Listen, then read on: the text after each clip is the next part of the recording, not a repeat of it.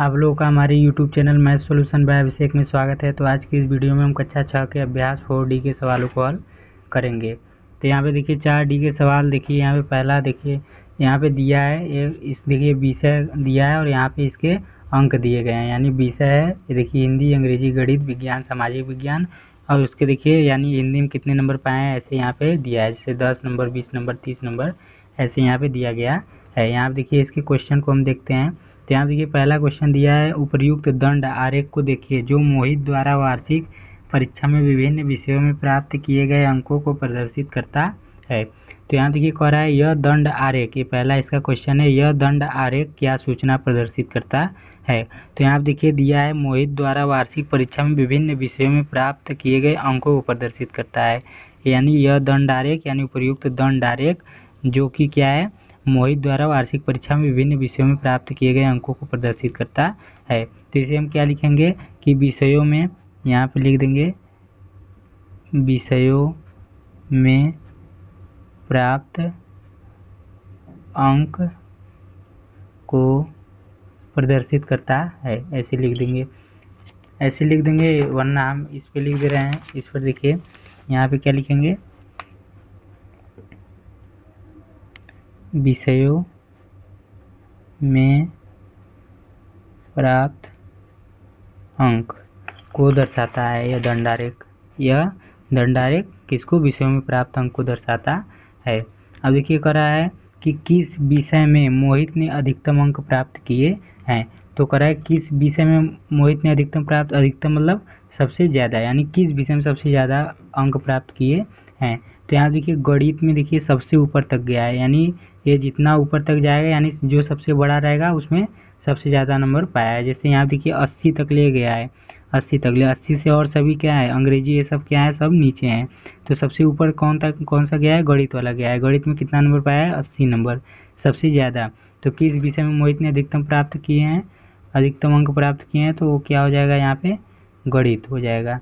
नहीं तो हम यहाँ पे लिख दे रहे हैं कि किस में सबसे ज़्यादा अंक प्राप्त किए हैं, तो यहाँ पे लिख दे रहे हैं किस में, गणित में, यहाँ पे गणित में। ये हमारा पहला का उत्तर था और ये दूसरा का उत्तर।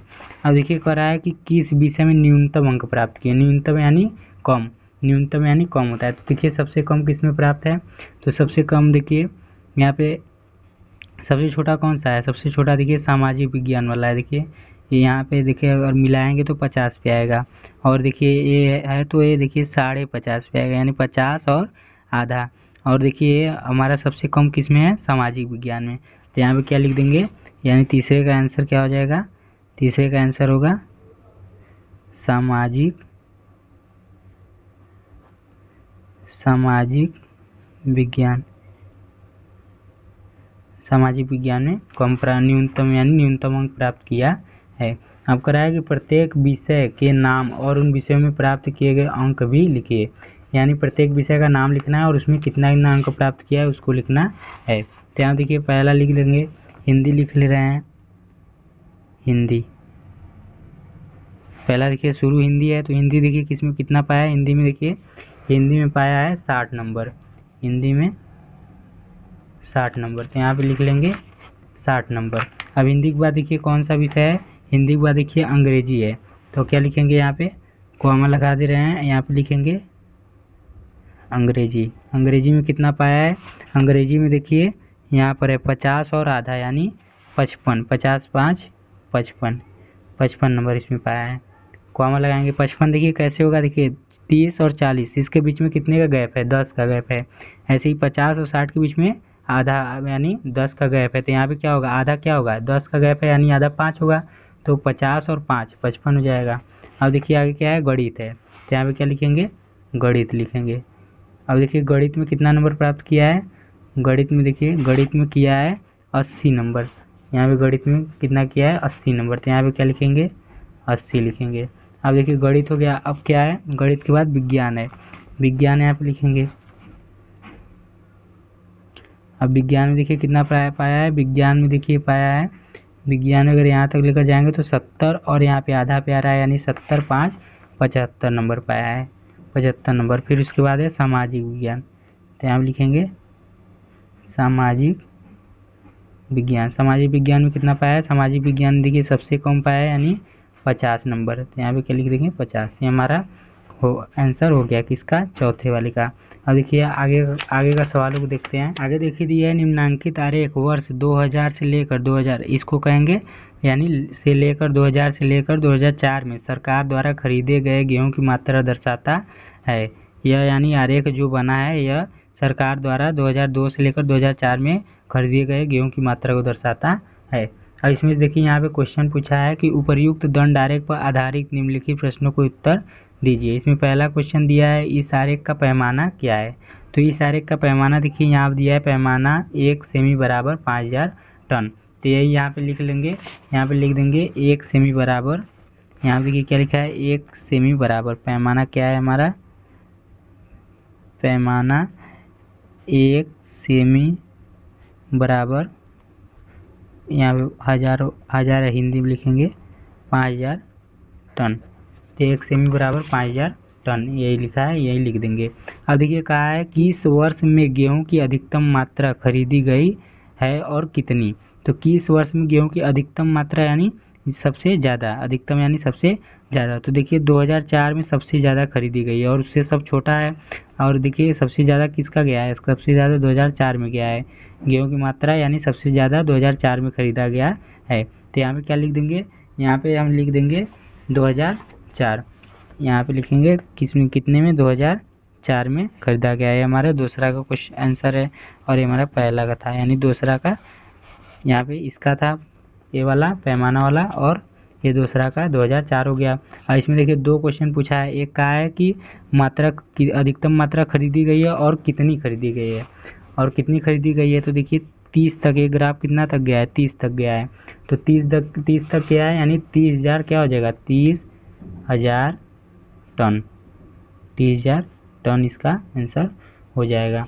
30,000 टन दिया है। ये सब देखिए 5 ton 10 ton 15 ton 20 ton 25 ton 30 ton दिया है तो 30,000 हो जाएगा। ऐसे ही यहाँ पे 25,000, यहाँ पे 20,000 लिखा है, बस उसमें 1000 जोड़ देंगे। जैसे देखिए यहाँ पे दिया है 1000 टन में यानी गेहूँ 1000 टन में, तो यहाँ देखिए 5000 टन ऐसे लिखेंगे। अब देखिए दिया है कि किस वर्ष में, ये हमारा दूसरा का आंसर हो गया। अब किस वर्ष में गेहूं की न्यूनतम मात्रा खरीदी गई है। न्यूनतम यानी क्या होता है, न्यूनतम यानी कम। तो देखिए सबसे कम किस में खरीदा गया है, सबसे कम देखिए 2000 में, वर्ष 2000 में खरीदा गया है। देखिए सबसे छोटा यही है तो 2000 में खरीदा गया है। तो क्या कहा है किस वर्ष में गेहूँ की न्यूनतम मात्रा खरीदी गई है, तो यहाँ पे क्या लिख देंगे 2000 में। ये हमारा तीसरा का आंसर होगा 2000 में, वर्ष 2000 में। ये वाला भी हमारा हो गया वर्ष। यहाँ पे हम चाहे तो यहाँ पर भी वर्ष लिख सकते हैं और यहाँ पर भी वर्ष लिख सकते हैं, वर्ष 2000 में। अब देखिए कहा है वर्ष 2002 में गेहूं की कितनी मात्रा खरीदी गई है। तो 2002 यहाँ पे देखिए दिया है, इसमें करा है कितनी मात्रा खरीदी गई है। तो यहाँ पे देखिए अगर हम मिलाएंगे तो कहाँ तक जा रहा है, यहाँ पे 20 तक जा रहा है यानी 20,000 टन। यानी क्या हो जाएगा कि वर्ष 2002 में कितना खरीदा गया है, तो वर्ष 2002 में 20,000 टन खरीदा गया है। यहाँ पे लिखेंगे 20,000 टन, ये हमारा आंसर इसका हो गया। अब देखिए आगे दिया है कि निम्नांकित दंड आरेख किसी आवासीय विद्यालय में प्रवेश पाने वाली शिक्षार्थियों की संख्या को दर्शाता है। तो यहाँ देखिए दिया है पैमाना बराबर, पैमाना यानी दिया है 1 सेमी बराबर 10 शिक्षार्थी। तो देखिए यहाँ पे दिया है कि उपर्युक्त दंड आरेख के आधार पर निम्नलिखित प्रश्नों का उत्तर दीजिए। यहाँ दिया है कि वर्ष 2001 में शिक्षार्थियों की संख्या कितनी थी, वर्ष 2001 में। तो वर्ष 2001 में देखिए शिक्षार्थियों की संख्या कितनी है, तो वर्ष 2001 में शिक्षार्थियों की संख्या यहाँ पे 40 है। देखिए वर्ष 2001 में यहाँ देखिए 40 है। देखिए मिलाएंगे तो कहाँ पर आएगा 40 में, 40 तक आएगा तो क्या लिखेंगे यहाँ पे 40, यहाँ पे क्या लिख देंगे 40। आपको आ रहा है कि वर्ष 2002 में शिक्षार्थियों की संख्या वर्ष 2001 के शिक्षार्थियों की संख्या से कितनी अधिक थी। तो वर्ष 2002 में पहले कितना था, वर्ष 2002 में देखिए यहाँ पे मिलाएंगे तो 60 था, तो यहाँ पे क्या लिखेंगे 60। आपको रहा है कि वर्ष 2002 में शिक्षार्थियों की संख्या वर्ष 2001 में, तो वर्ष 2001 देखिए यहाँ पर है तो इसमें कितना है 40, यानी इसमें से क्या करेंगे 2002 में कितना था 60 और 2001 में कितना हो गया, 2002 में देखिए 60 था, 2001 में कितना हो गया 40। तो अब कह रहा है कि शिक्षार्थियों की संख्या कितनी अधिक थी, यानी 2002 में शिक्षार्थियों की संख्या वर्ष 2001 के शिक्षार्थियों की संख्या से कितनी अधिक थी। तो इसमें से 60 में से 40 घटा देंगे तो कितना आएगा 20, यानी 20 अधिक थी। तो क्या लिख लेंगे 20 अधिक थी, 20 अधिक लिख सकते हैं। अब देखिए कह रहा है अधिकतम शिक्षार्थियों की संख्या किस वर्ष में थी, तो अधिकतम शिक्षार्थियों की संख्या देखिए 2002 में सबसे ज़्यादा है, तो क्या लिखेंगे वर्ष 2002 में सबसे ज़्यादा थी, यानी अधिकतम शिक्षार्थियों की संख्या वर्ष 2002 में ज़्यादा थी। हमारा इसका आंसर हो गया। तो हमारा ये अभ्यास 4D खत्म हुआ, 4D अभ्यास हमारा समाप्त हुआ। तो चलिए आज के लिए बस इतना ही, हम मिलते हैं अपने नेक्स्ट वीडियो में।